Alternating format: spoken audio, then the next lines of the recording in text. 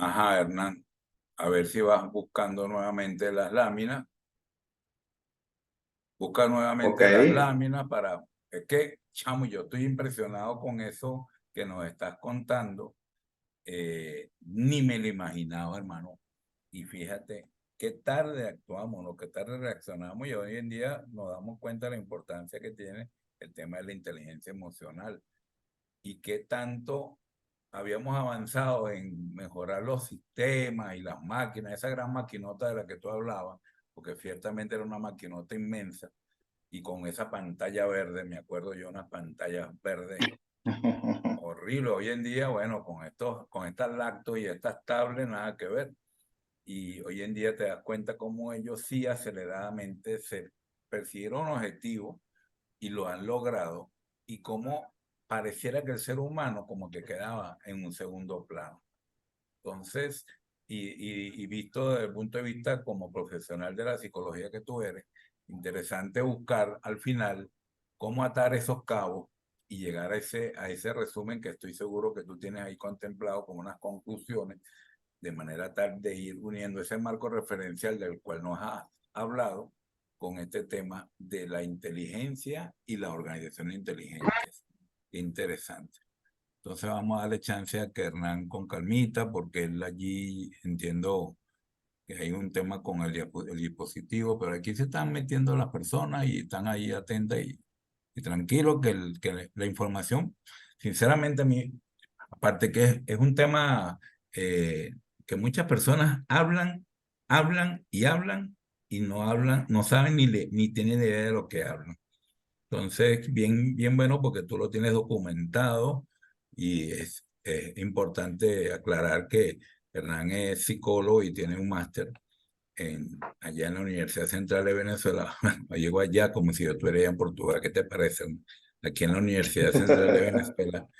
Y qué lindo porque aparte que quien conoce a Hernán, nosotros que lo conocemos, esta mañana por cierto que Bisaida, mi esposa, estamos hablando de la foto. Dice, oye, pero Hernán todavía está jovencito. Y decía, no, ese fue puro Photoshop, le decía yo, echándole broma a Bisaida, porque Hernán estudió con Bisaida. Y nos conocimos en esa parte de la vida en la Universidad Central de Venezuela y conociendo el nivel la verdad que siempre hemos considerado a Hernán una persona con mucho criterio y aparte de eso, bueno, coincidimos que somos Oliveira, aunque él tiene ese de Oliveira, importante. Entonces, en la medida que tú vayas pudiendo de nuevo colocar las diapositivas y llevarnos hasta esa lámina número 11 12 por ahí. Augusto, te interrumpo porque me dice aquí que para compartir el único que Ah, puede compartir es el anfitrión. mi hermano, perdóname. Mire, por eso es que las máquinas no a veces se nos ponen. Ahora sí la puedes publicarlo. Sí. Sí, que como Ok, abrí una sesión nueva, tengo que darte permiso claro, nuevamente. exacto, ok, ya Ah, mira, vamos esas a... máquinas no se equivocan, ¿vale? Qué broma con esas máquinas, chicos. Yo no que no voy a pelearse con ellas. Yo no he empeñado con pelearse con ellas, pero ¿cómo nos ayudan? Pues, eso es verdad. Ok. Eso, mira, es excelente.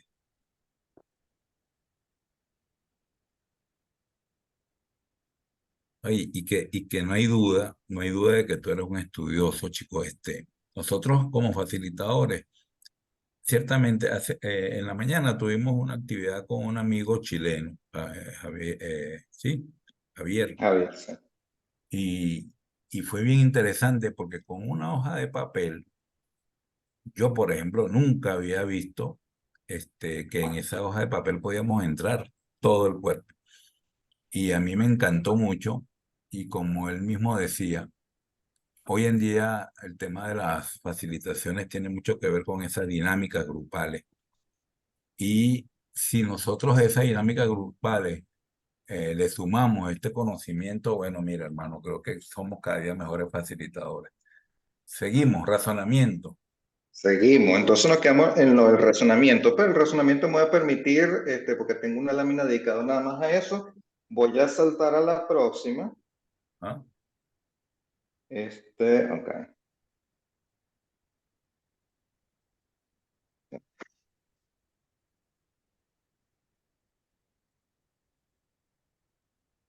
Entonces vamos a ver un poco las ventajas de la inteligencia artificial.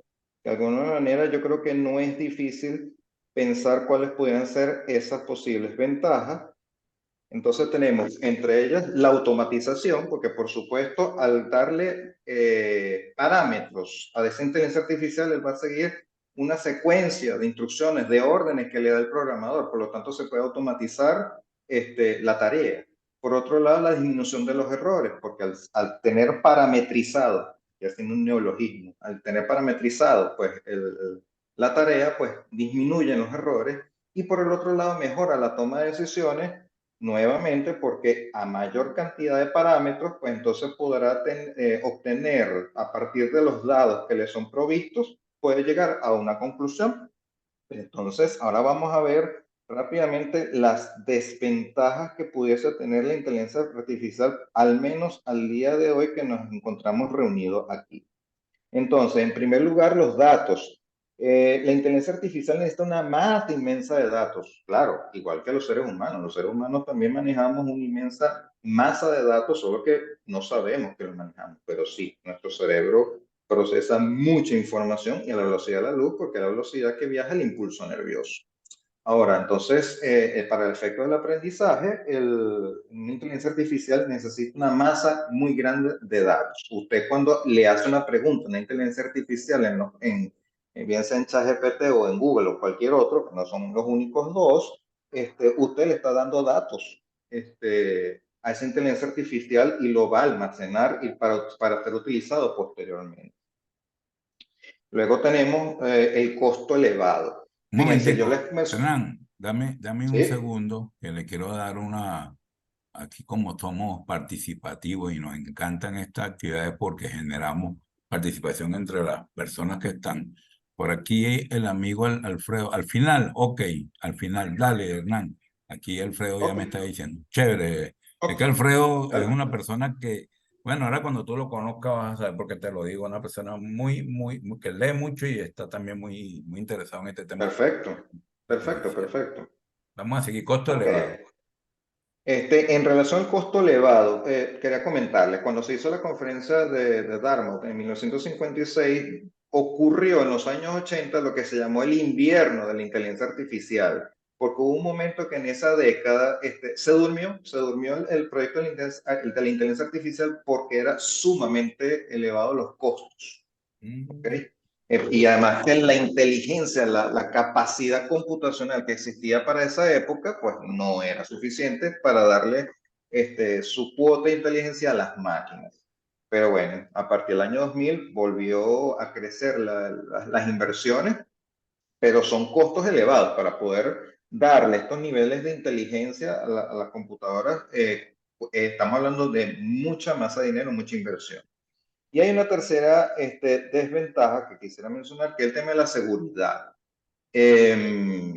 Bueno, porque bueno, existe esa preocupación de que las máquinas, por ser máquinas, son susceptibles a ataques informáticos, al hackeo, ¿no? Los famosos hackers. Aquí simplemente lo voy a mencionar porque esto puede ser un tema de aquí quizás a 10 años más.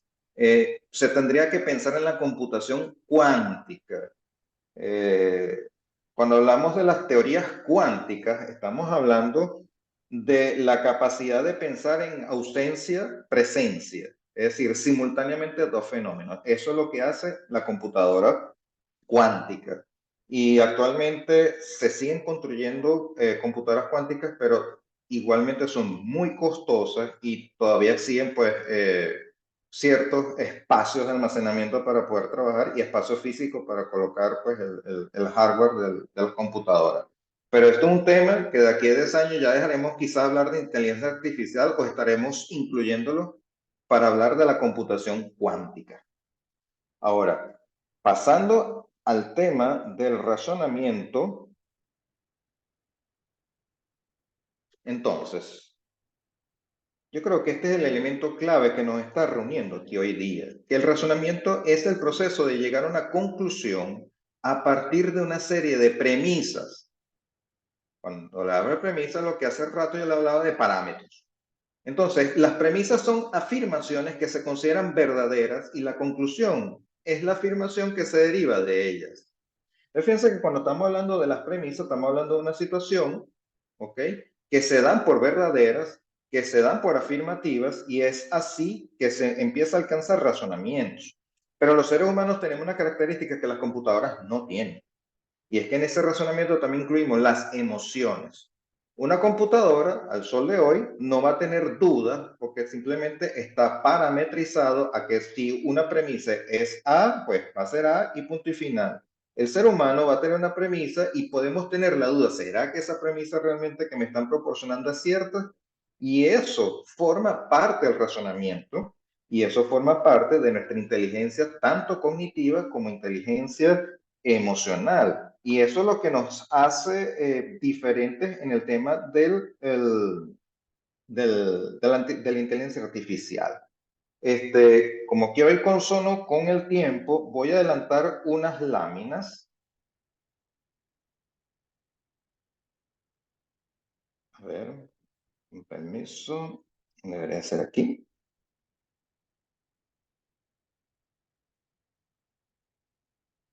Ok, justamente aquí.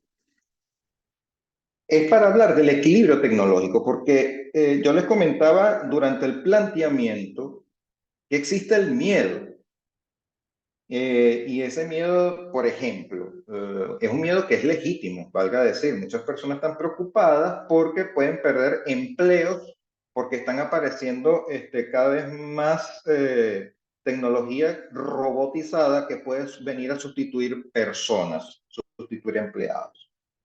Yo creo que es importante acotar, yo creo que es un espacio para eso. Aún si nosotros, por ejemplo, tomáramos la imagen cuando apareció en la industria automotora, Ford, a inicios del siglo pasado, allá en Detroit, muchas personas se preocuparon porque pensaban que iban a perder los trabajos porque ya estaban apareciendo las primeras máquinas y para producción en serie.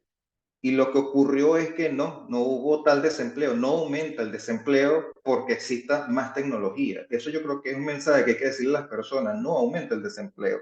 Pero el equilibrio tecnológico exige, y como coloco pues en la parte de abajo, un optimizador en la velocidad de respuesta y que quizás inhibe el contacto personal, pero exige dentro de los impactos de las tecnologías de información y comunicación que las personas tengan la capacidad inteligente de modificar sus conductas para alcanzar un objetivo. ¿Se acuerdan que yo les colocaba ese concepto al inicio de la presentación?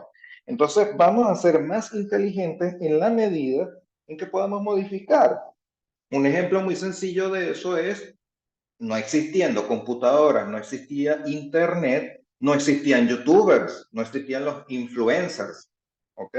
Y hoy en día se sabe que son personas que lo llevan como un trabajo. Yo mismo llevo un canal educativo de psicología a través de YouTube, valga la cuña, ¿no? Pero entonces, eso no existía antes, ahora existe. Los profesores antes no tenían recursos, no existía el videobeam, solamente tenía un pizarrón para poder dar una explicación. Y en muchas zonas del globo terráqueo, pues era en la arena del suelo, ¿no? Pero se cuenta con la tecnología. Entonces, lo que se hace es generar o se debe hacer el esfuerzo de generar un equilibrio tecnológico. No es que la máquina va a venir a sustituir a la persona, es que la máquina viene a facilitar el trabajo de la persona. Pero entonces esto está en línea con lo que pudiéramos pensar que se llama el futuro de las organizaciones.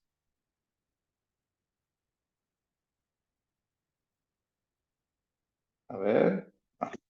Entonces, esta es una gráfica donde empezamos, bueno, ¿cuáles son los factores o los elementos que pudieran participar en el futuro de organizaciones? Bueno, si vemos en la parte de arriba, cuando hablamos de factores políticos, económicos y sociales, pues estamos hablando de elementos macro. Estamos hablando de elementos que escapan de nosotros como ciudadanos, como personas singulares, ¿ok?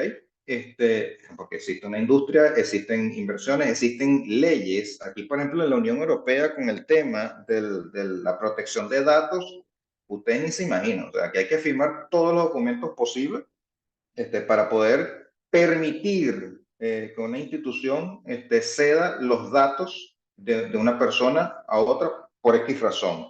Es bastante complicado. Aquí Google, por ejemplo, o Microsoft tiene problemas en la Unión Europea porque, bueno, En América se maneja con más libertad, con más holgura, aquí es más prohibitivo. Entonces, bueno, eso les genera multa, les genera pérdida, una cantidad de cosas. Bueno, son factores que intervienen en el tema de las tecnologías. Otro elemento que tiene que ver con la organización, entonces, ya leyendo las líneas de abajo, es la adaptabilidad, la conjugación de equipo humano y planificación y las visiones y acciones fortalecidas. Cuando yo realizaba mi tesis allá en el año 2008-2009, que lo estaba concluyendo la escritura, se pensaba en ese momento que el futuro de la organización iba a ser la humanización, que es aquel cuadradito que ustedes pueden ver del lado derecho. O sea, el futuro de la organización se hablaba de la humanización. Y ojo, yo creo en esto. Yo creo que si no se ha alcanzado por completo un alto porcentaje de las organizaciones en el mundo, debe ser siempre un objetivo. Lo digo responsablemente como psicólogo, el objetivo de toda organización, sea una organización pública, educativa o industrial, debe ser humanizado. Hacia allá debe dirigirse el futuro de las organizaciones. Entonces, bueno, vayamos un poquito a las conclusiones que se puede recoger de esto que se ha venido hablando. Entonces, cuando hablamos de organización inteligente versus inteligencia artificial, primera cosa, la capacidad como integración de las estructuras de conocimiento. Debemos nuevamente insistir, subrayar que la inteligencia es una habilidad, es una capacidad, es una destreza que permite modificar las conductas dirigidas a un objetivo, pero esa inteligencia puede ser tanto emocional, como puede ser organizacional, como puede ser artificial. Entonces, el ejercicio es la integración.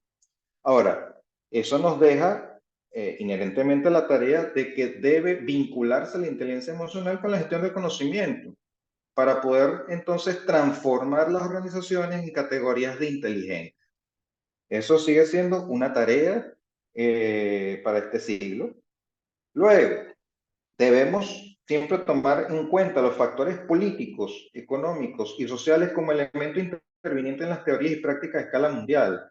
Todos nosotros, ustedes, los que han venido presentando sus respectivas disertaciones, sus respectivas ponencias, en términos del liderazgo, el término de la gerencia, el término del coaching, el de poder ayudar a que una persona, un conjunto de personas, pues avancen, siempre tenemos que tener atención con estos factores que son macro, que están por encima de nosotros, por encima en el sentido de que no tenemos la capacidad de influenciar sencillamente sobre esos elementos. Entonces, pero sí tenemos las teorías y las prácticas para ponerlas a la disposición. Y esto ocurre a nivel mundial.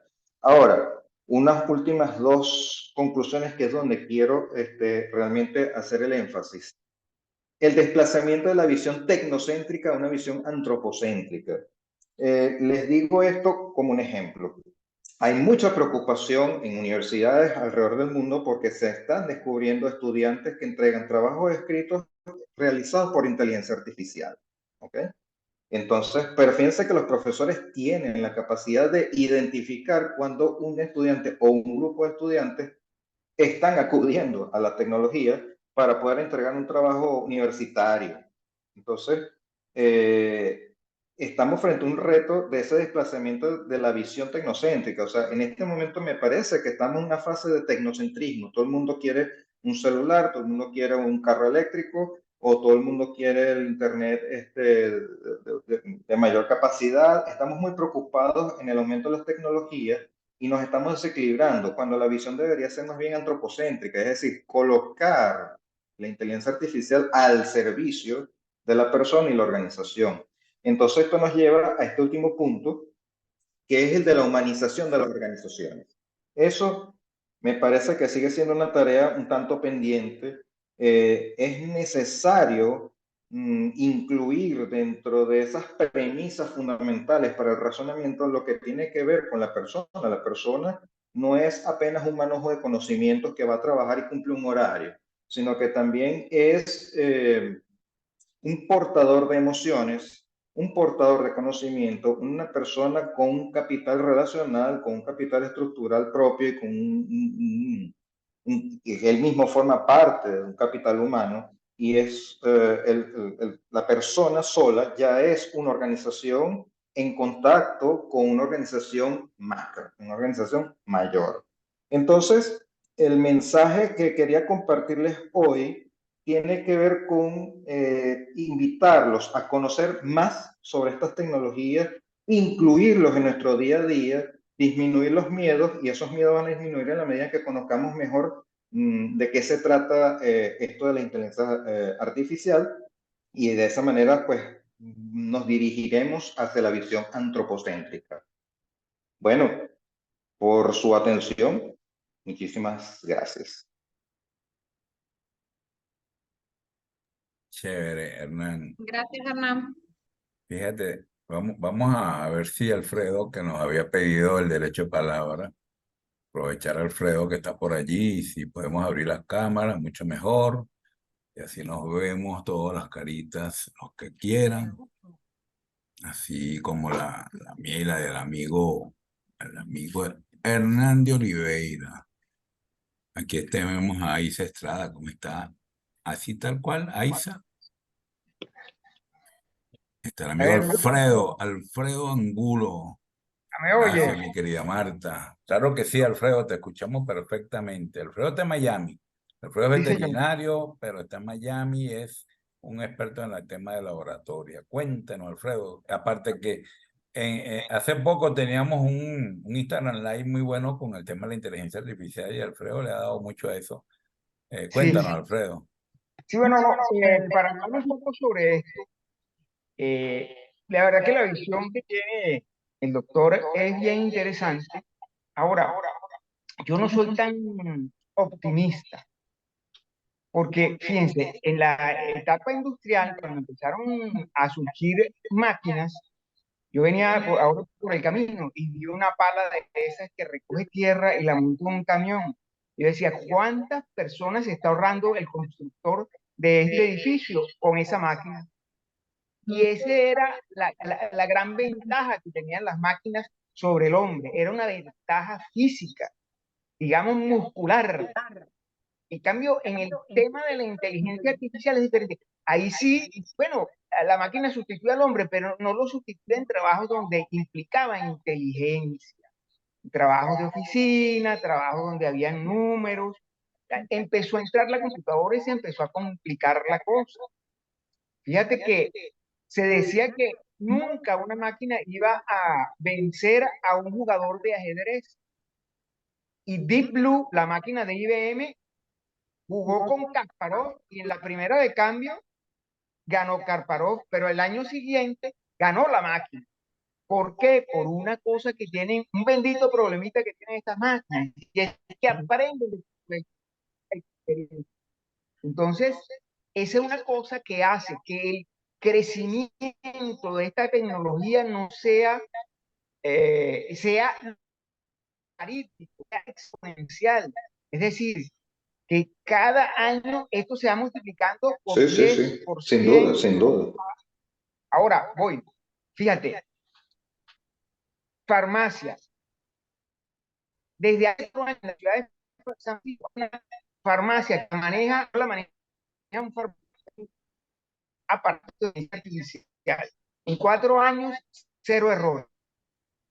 Normalmente lo que se estima aquí, que aquí en Estados Unidos ya en estadística de todo, es un error de 1% de error humano.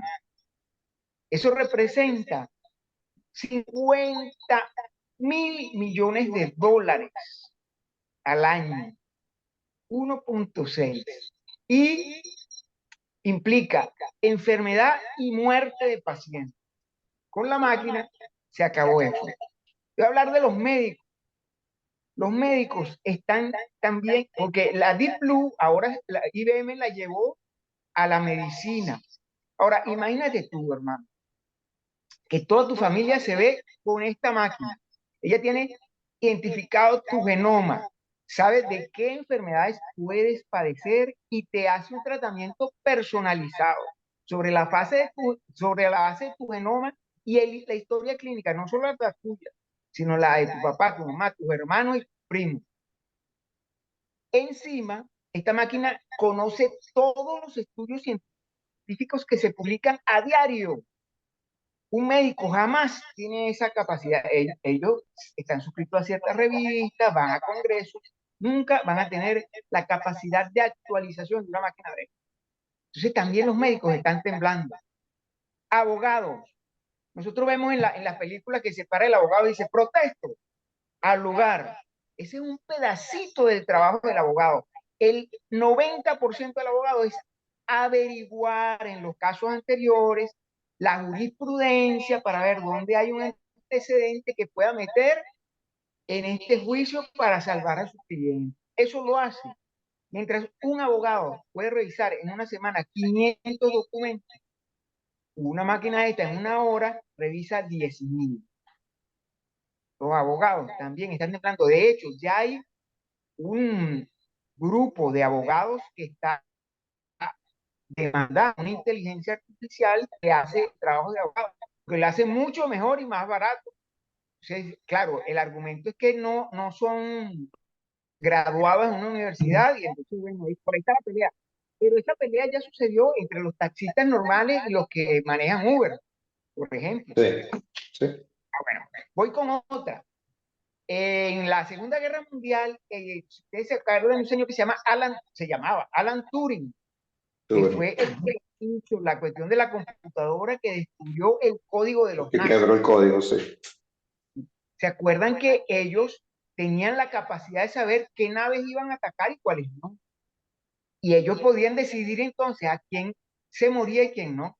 De hecho, en la película sobre eso, hay un familiar de uno de los equipos de Turing que dice, coño, pero mi hermano está en ese barco, vale, sálvalo.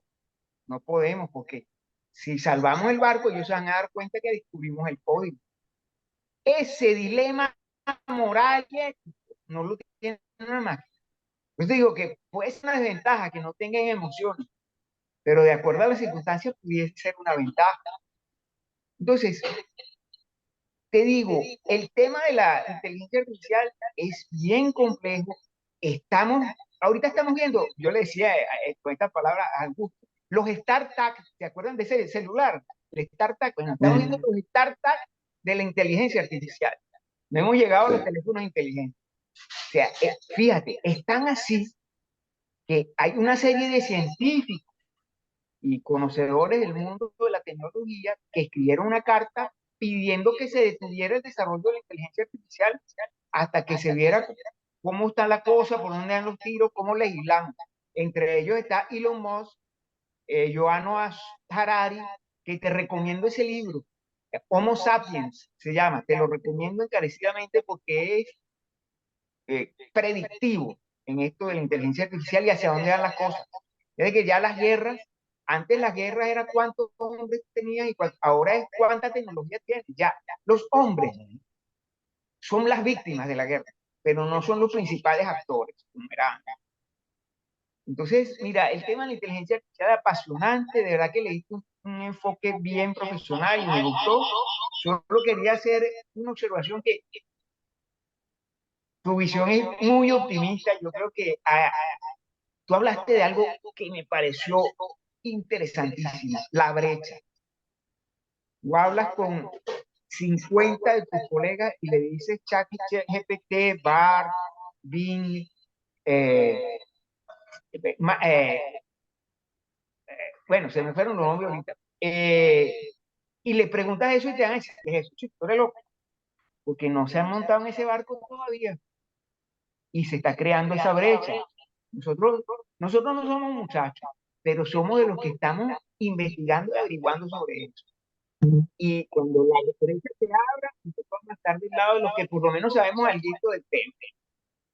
Eso es lo importante, que nos actualicemos, que nos montemos, nos pongamos los patines, porque eso no es que va a venir, eso está. Esa era mi participación. Muchas gracias, me encantó tu presentación. Gracias a ti, Alfredo, gracias a ti. No discordo en nada de lo que tú mencionas. De hecho, yo no me siento tan optimista o no pensé que estaba brindando una discurso optimista, muy por el contrario, lo coloco, lo estoy problematizando. Lo que sí es que el ejercicio número uno en esto del aprendizaje, nosotros tenemos que obtener más datos sobre esto y en segundo lugar, apropiarnos. Porque es que, por eso decía, yo creo que en este momento estamos en una fase tecnocéntrica y eso que tú mencionas, todo está sustituible por máquina. Cuando tengamos una visión antropocéntrica, pero eso no lo hace una máquina, eso lo tienen que hacer los seres humanos. Nosotros somos que tenemos que encargarnos de crear la siguiente fase, que es antropocéntrica. Entonces nosotros somos que tenemos que poner las máquinas al servicio, pero no discordo en nada de lo que tú dices y está muy claro el planteamiento. La preocupación está, pero la responsabilidad también tiene que estar. ¿Y qué dice Aisa si ella quisiera aportar en función a lo que estos dos personajes, porque son dos personajes, Alfredo y Hernán, te lo puedo asegurar, son dos personajes. Genio y figuras de la sepultura y me encanta que sean mis amigos. ¿Qué dice Aisa que es una chica jovencita? Gracias, gracias.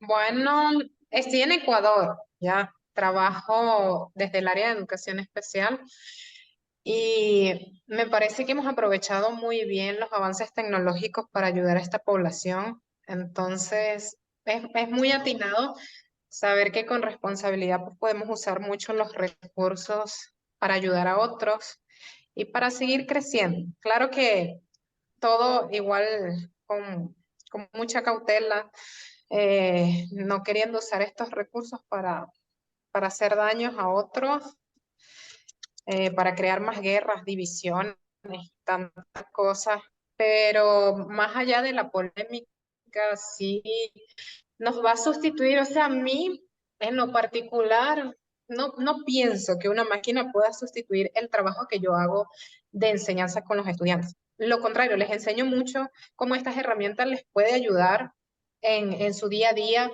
para destrezas académicas, pero las destrezas socioemocionales se las imparto yo cuando hablamos de valores, cuando me reúno con sus papás, cuando logramos hacer esos acuerdos de reglas, de convivencia, que la convivencia en pareja es sumamente compleja porque somos humanos.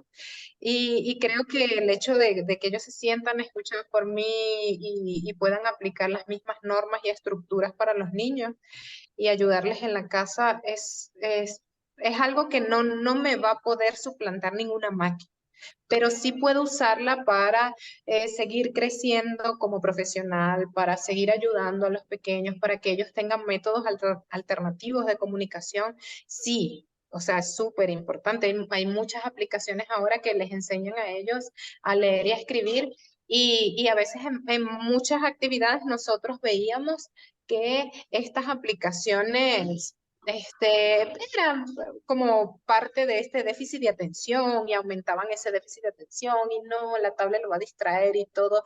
Y la realidad es que tengo niños que desde el año pasado comenzamos con ciertas aplicaciones y adquirieron el proceso lectoescritor. O sea, más allá del método fonético, silábico, global y toda la cuestión, lo lograron así, a pesar de que yo les traje un montón de materiales y estructuré cosas y todo, pero el cómo hacerlo, las horas, las actividades, todo lo guiaba yo. Y adicional a esto, adquirieron destrezas de autorregulación, adicional a esto, era un poco el saber cómo manejar estas actividades, a qué horas del día es realmente provechoso, a qué horas no, a qué horas están irritados, en qué entorno, porque trabajamos en entornos donde a veces les irrita más la luz, o sea, toda esta generalidad no la pudo haber observado solo la máquina, o sea, solo darle la tabla y decir, bueno, va a aprender y ya yo me quedé sin trabajo, no. O sea, ahí no creo que realmente que vaya a pasar. Sí. Pero bueno, esa es mi humilde opinión.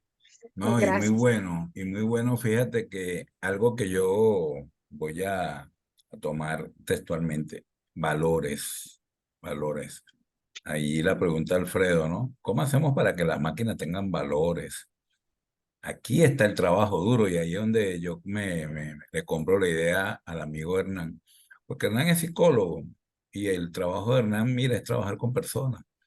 ¿Cómo será Hernán en ese diván pensativo? Era en ese diván que con el que nos brinda a través de YouTube, que le llega un paciente y cuando entra es una máquina. Entonces me pusiste a pensar, mira, tú Hernán, en toda en toda esta exposición tuya. Me pusiste a pensar hasta en Robin Williams con la película Centenario. Que al final Mira, lo estaba pensando. que al final la máquina quería ser un ser humano porque también se quería Humano. morir, ¿no? Y que, oye, todos se mueren y yo no me voy a morir y te van mis seres queridos, gente bella. Me hiciste pensar en un primo con el punto de venta, enemigo, que no, que el punto de venta, oye, pana, todo el mundo tiene punto de venta, todo el mundo tiene tarjeta de débito, ¿cómo tú vas a querer que sea todo en efectivo? Hay que buscar también que la tecnología nos ayude. Y el tema de la resistencia al cambio, fíjate que ya no se habla tanto de resistencia al cambio. Cada vez como que es menor porque ya la gente de una u otra forma sabe que es así. Ahora fíjate lo que decía Hernán, y me llamó la atención esa brecha entre el 80 y el 2000, que hubo allí como una parálisis, ¿no? Porque tú dijiste en el 80, bueno, ya del 50 y pico empezaron a hablar de esto y sacan esas maquinotas. Y en el 80 de repente hubo una parada y en el 2000 volvieron otra vez. Y el tema de los costos asociados, porque montar una maquinita, eso genera costos, eso no es gratis. Claro, cuando se producen en cantidades, quizás haya un efecto ahí bien interesante. Chicos, hay que buscar un equilibrio. Yo creo que podemos convivir y yo allí, independientemente que con Alfredo me ha enseñado a utilizar muchas herramientas tecnológicas, entonces yo no lo puedo tirar a la tecnología, pero también Hernán me ha enseñado a través de los años que el ser humano es la prioridad. Y yo sí verá que de eso no me bajo. Entonces, que las máquinas nos ayuden, pero que nosotros siempre seamos la prioridad. Dígame usted, mi querido psicólogo, Hernán Olivera, ¿cómo ves tú a estos ciudadanos hoy en día? Porque sí, están así con el celularcito, pero también son gente con emociones, como decía Aiza. Y así para concluir 3 minutos, para que me dejes un cierre espectacular, con esa visión de psicólogo, que has visto como hay coaches, que has visto como hay le hemos buscado la vuelta, ¿viste? Le hemos buscado la vuelta para que las máquinas no nos suplanten. Pero tú, desde la visión del psicólogo, ¿cómo ves tú esta situación que estamos viviendo?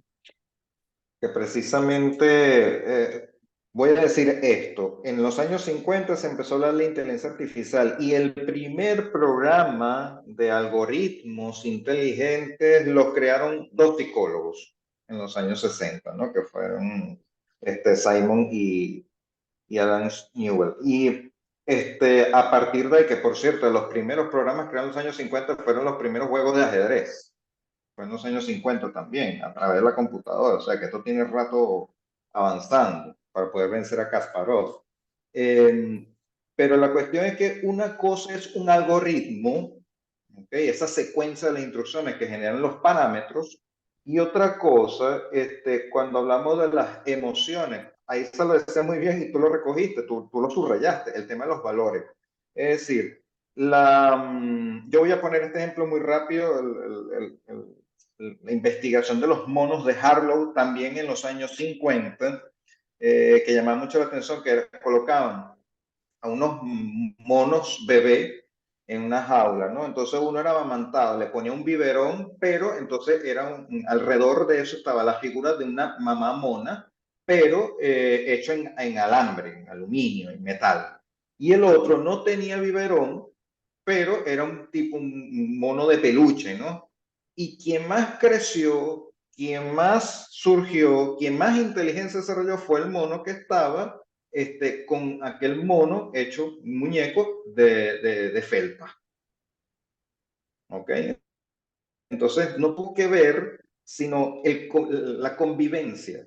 Allí lo que el ser humano me parece que no va a poder, la máquina, y tú lo decías en El Hombre Bicentenario, el Hombre Bicentenario al final, y estamos hablando de una película de Robin Williams en el año 2000, o sea, hace 23 años.